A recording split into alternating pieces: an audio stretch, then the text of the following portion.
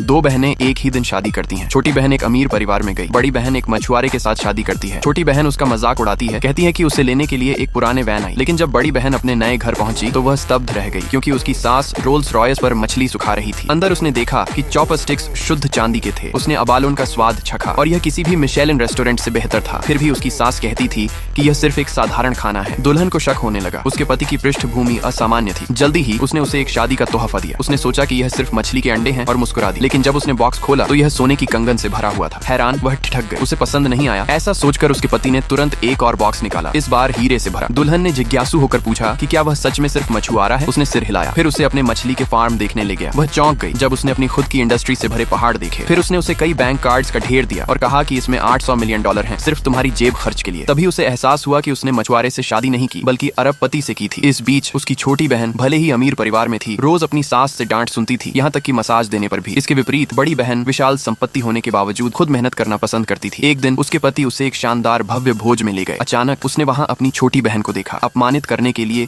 छोटी बहन ने उस पर चोरी का आरोप लगाया और उसकी सोने की कंगन पर फिक्स होकर उसका शरीर तक जांचने की मांग की। जैसे ही वह संघर्ष कर रही थी, उसकी हीरे की हार जमीन पर गिर गई। छोटी बहन यह देखकर स्तब्ध रह गई। यह दुनिया का एकमात्र एंजल का पंख था। मेहमान हैरान हो गए और मान लिया कि दुल्हन ने इसे चुरा लिया। वे पुलिस बुलाने ही वाले थे। उस महत्वपूर्ण क्षण में उसके पति प्रकट हुए।